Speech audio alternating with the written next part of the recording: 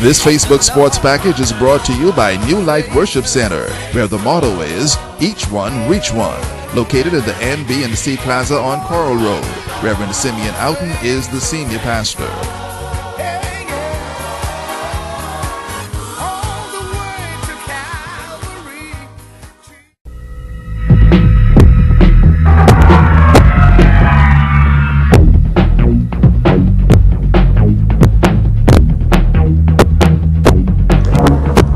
Welcome to Sports, I'm Megan Shepard. It's a big night for softball on Grand Bahama as the English Caribbean Amateur Softball Confederates host its first Ladies Championship here in Freeport. The opening ceremony should be underway right now at the sports complex. The winner of this tournament will move on to compete in the World Games this July in Cali, Colombia. Director of the ECAS, Ken Miller, says it's only fitting that such an important tournament be held here in the Bahamas. ECAS itself was established here in the Bahamas, and I think it's no more than fitting that we try to put it all together here in the Bahamas and then move on to the rest of the Caribbean.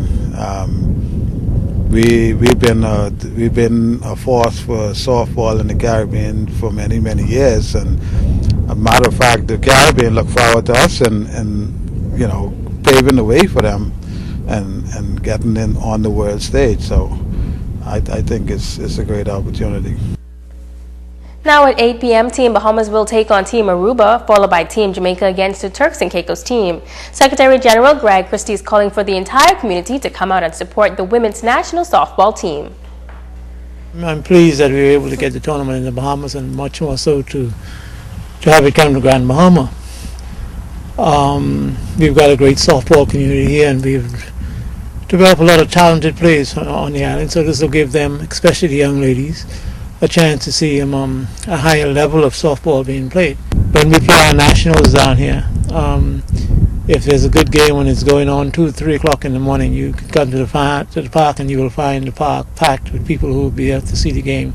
And we don't expect to be playing that hour in the morning here, but you'll see people coming out just because it's softball.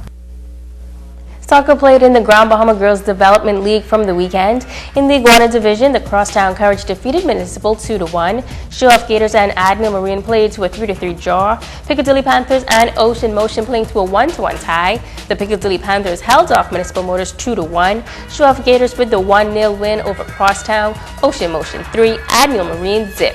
On the Gecko Division scoreboard, Big G's Plumbing Panthers all over Bahamas Weekly 6-0. Palmer's Fury beat out Sawyer's Freshmart 7-2. In the Chameleon Division, Mulligan Meat cut down the Brad's Car Racers 7-1. Freeport Oil Breakers and Fairford ended in a 1-1 draw. In Curly Tail Play, the GB Anesthesia Sleepers knocked out Hidden Island Treasures 5-zip. Pelican Bay put away the Jumex Juice Jammers 1-0. 2 games played last night in the Grand Bahama Basketball Association. Mega Hit Stars getting 17 points from Avalon Kelly to defeat the Men of Honor 78-65. Howard Pinder had 21 points for Men of Honor. Reach Out Ministry clobbed them 72-28. Keena Russell had 23 in the win. The Hugh Campbell Basketball Tournament is slated for February 18th through the 25th in the nation's capital. Aussie the Insider releasing his top 10 rankings ahead of next month's tournament.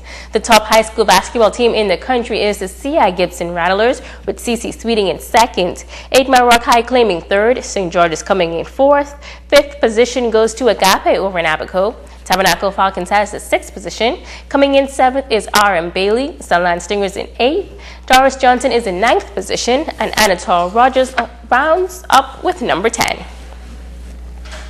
The Special Olympics team gearing up for the torch run next month. Committee members came together this past weekend for a fun day and bocce game that will serve as a prelude to next month's big event. Students were eager to show off their skills in bocce.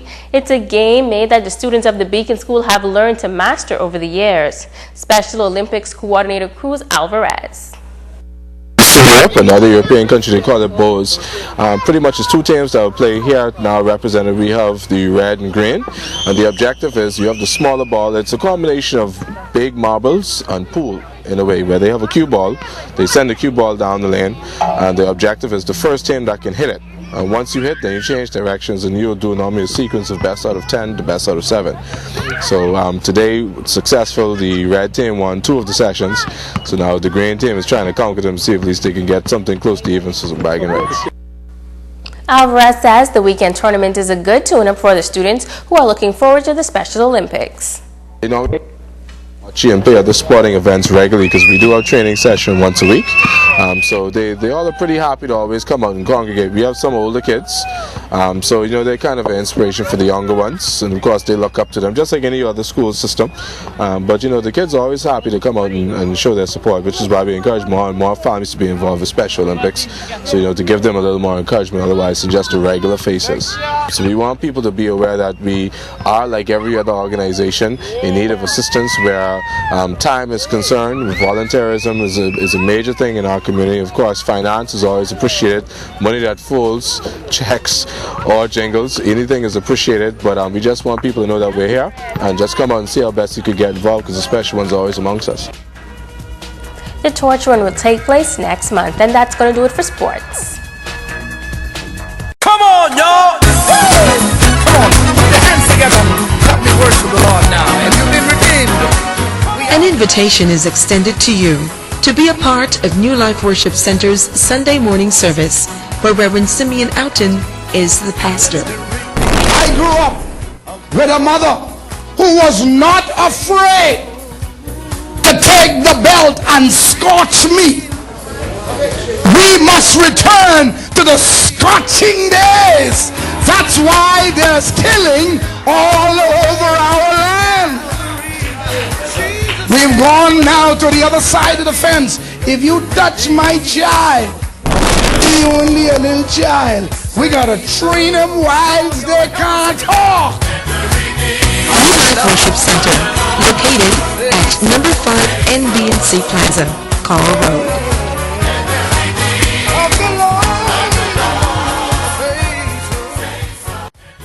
This Facebook Sports Package was brought to you by New Life Worship Center, where the motto is, each one, reach one, located in the NB&C Plaza on Coral Road. Reverend Simeon Outen is the senior pastor.